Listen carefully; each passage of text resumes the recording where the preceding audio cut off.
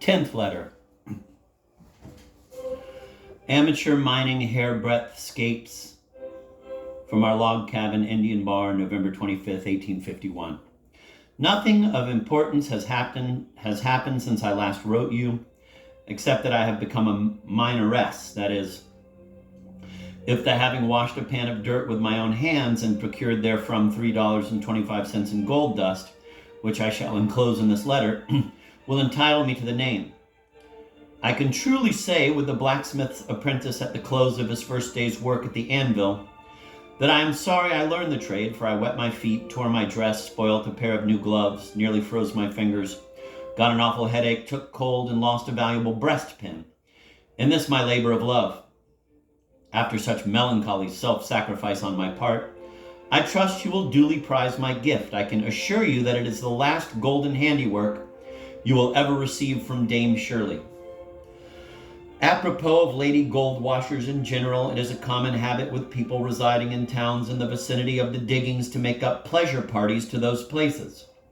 Each woman of the company will exhibit on her turn at least $20 of the oro, which she will gravely inform you she has just panned out from a single basinful of the soil.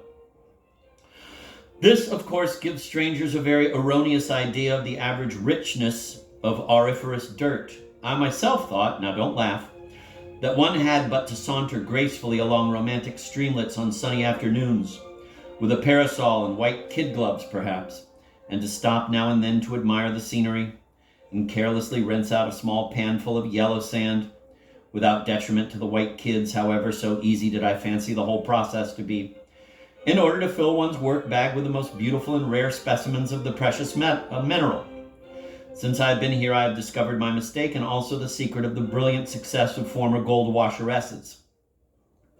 The miners are in the habit of flattering the vanity of their fair visitors by scattering a handful of, quote, salt, end of quote, which, strange to say, is exactly the color of gold dust and has the remarkable property of often bringing to light very curious lumps of the ore through the dirt before the dainty fingers touch it, and the dear creatures go home with their treasures, firmly believing that mining is the prettiest pastime in the world.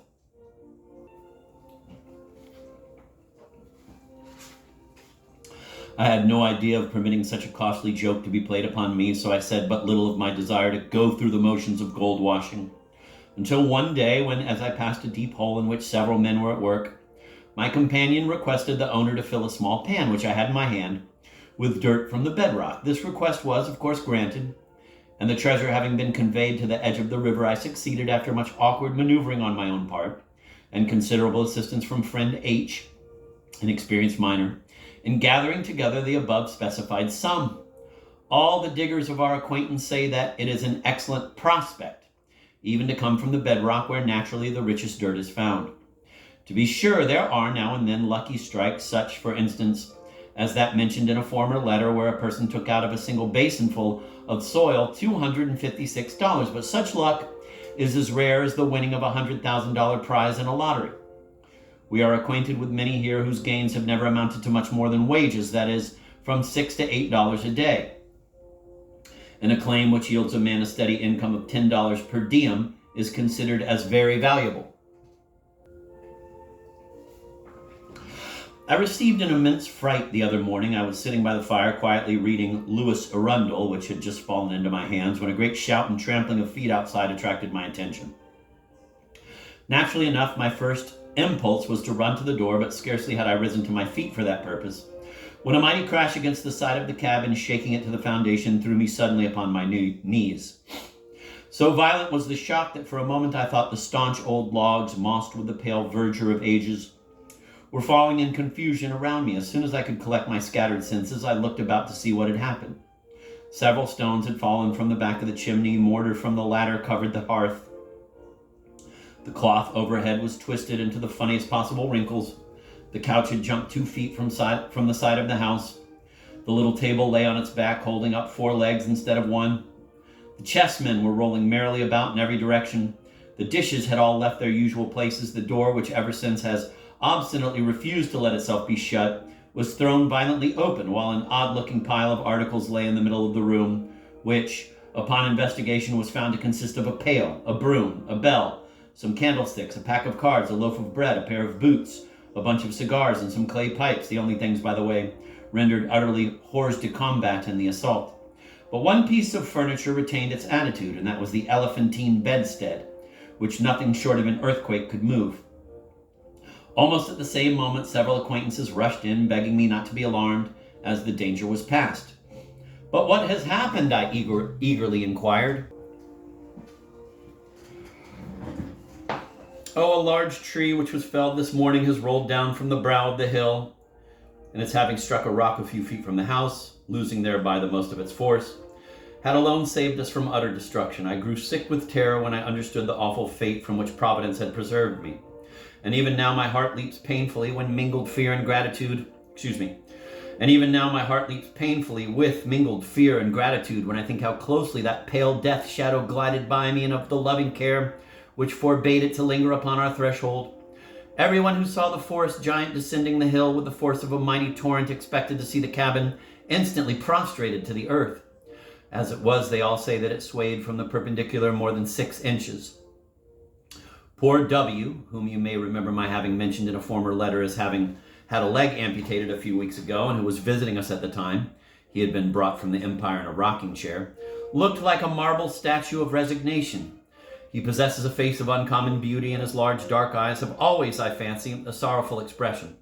Although he knew from the first shout what was about to happen, and was sitting on the couch which stood at that side of the cabin where the log must necessarily strike, and in his mutilated condition had, as he has since said, not the faintest hope of escape, yet the rich color for which he is remarkable paled not a shade during the whole affair. The woodman who came so near causing a catastrophe was, I believe, infinitely more frightened than his might have been victims. He is a good-natured, stupid creature, and did not dare to descend the hill until some time after the excitement had subsided. The ludicrous expression of terror which his countenance wore when he came in to see what damage had been done, and to ask pardon for his carelessness, made us all laugh heartily. W related the almost miraculous escape of 2 persons from a similar danger last winter. The cabin, which was on Smith's Bar, was crushed into a mass of ruins almost in an instant, while an old man and his daughter, who were at dinner within its walls, remained sitting in the midst of the fallen logs, entirely unhurt. The father immediately seized a gun and ran after the careless woodman, swearing that he should shoot him. Fortunately for the latter, for there is no doubt that in the first moments of his rage the old man would have slain him, his younger legs enabled him to make his escape, and he did not dare to return to the settlement for some days. It has heretofore been a source of great interest to me to listen to the ringing sound of the axe and the solemn crash of those majestic sentinels of the hills as they bow their green foreheads to the dust. But now I fear that I shall always hear them with a feeling of apprehension mingling with my former awe, although every one tells us that there is no danger of a repetition of the accident. Last week there was a post-mortem examination of 2 men who died very suddenly in the neighborhood.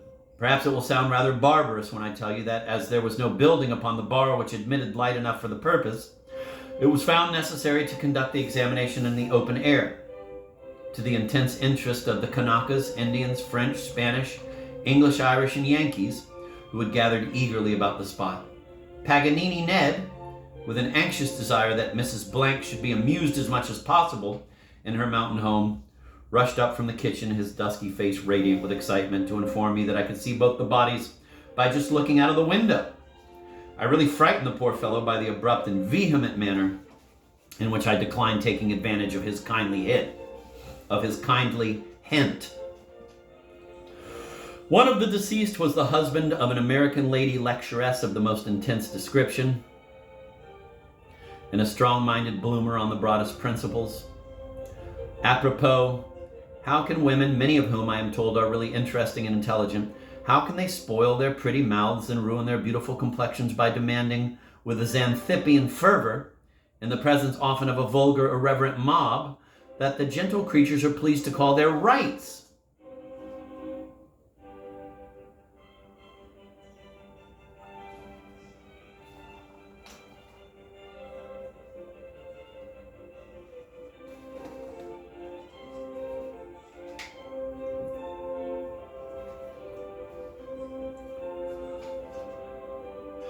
How can they wish to soil the delicate texture of their airy fancies by pondering over the wearying stupidities of presidential elections, or the bewildering mystifications of rabid metaphysicians?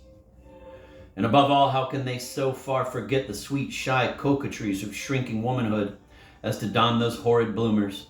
As for me, although a wife, I never wear well, you know what they call them when they wish to quiz henpecked husbands, even in the strictest privacy of life.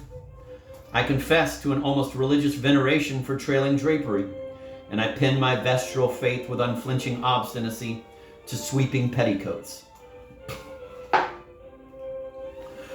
I knew a strong-minded bloomer at home of some talent and who was possessed in a certain sense of an excellent education. One day, after having flatteringly informed me that I really had a soul above buttons in the nursery, she gravely proposed that I should improve my mind by poring 6 hours a day over the metaphysical subtleties of Kant, Cousin, etc. And I remember that she called me a piece of fashionable insipidity and taunted me with not daring to go out of the beaten track, because I truly thought, for in those days I was an humble little thing enough and sincerely desirous of walking in the right path as straightly as my feeble judgment would permit, that there were other authors more congenial to the flower-like delicacy of the feminine intellect than her pet writers.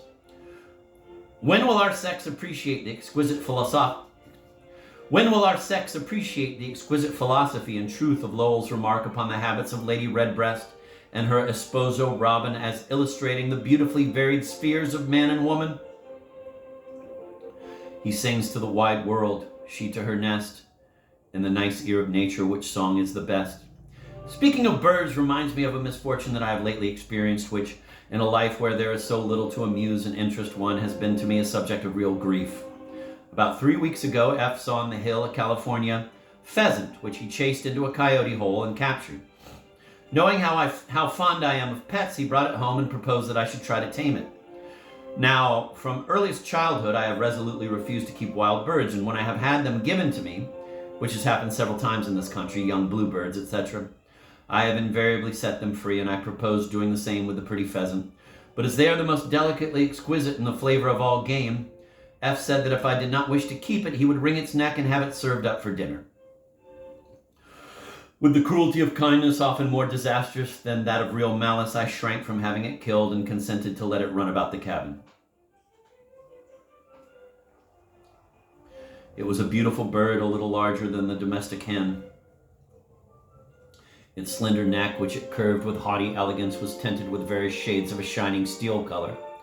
The large, bright eye glanced with the prettiest shyness at its captors, and the cluster of feathers forming its tail drooped with the rare grace of an ostrich plume. The colors of the body were of a subdued brilliancy, reminding one of a rich but somber mosaic.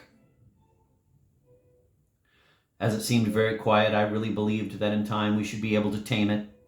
Still, it would remain constantly under the sofa or bedstead, so F concluded to place it in a cage for a few hours of each day, in order that it might become gradually accustomed to our presence. This was done, the bird appearing as well as ever, and after closing the door of its temporary prison one day, I left it and returned to my seat by the fire. In less than 2 minutes afterwards, a slight struggle in the cage attracted my attention. I ran hastily back, and you may imagine my distress when I found the beautiful pheasant lying lifeless upon the ground. It never breathed or showed the faintest sign of life afterwards. You may laugh at me if you please, but I firmly believe that it died of homesickness. What wonder that the free, beautiful, happy creature of God, torn from the sight of the broad blue sky, the smiling river, and the fresh, fragrant fir trees of its mountain home, and shut up in a dark, gloomy cabin, should have broken in twain its haughty little heart. Yes, you may laugh, call me sentimental, etc., but I shall never forgive myself for having killed by inches in my selfish and cruel kindness that pretty creature. Many people here call this bird a grouse, and those who have crossed the plains say that it is very much like the prairie hen. The Spanish name is Gallina del Campo, literally hen of the field. Since the death of my poor little victim, I've been told that it is utterly impossible to tame one of these birds, and it is said that if you put their eggs under a domestic fowl, the young, almost as soon as hatched, will instinctively run away to the beloved solitudes of their congenial homes. So passionately beats for liberty each pulse of their free and wild natures. Among the noteworthy events which have occurred since my last, I don't know how I came to forget until the close of my letter, 2 smart shocks of an earthquake to which we were treated a week ago. They were awe-inspiring, but after all were nothing in comparison to the timber quake, an account of which I have given you above. But as F is about to leave for the top of the Butte Mountains with a party of rich Barians, and as I have much to do to prepare him for the journey, I must close.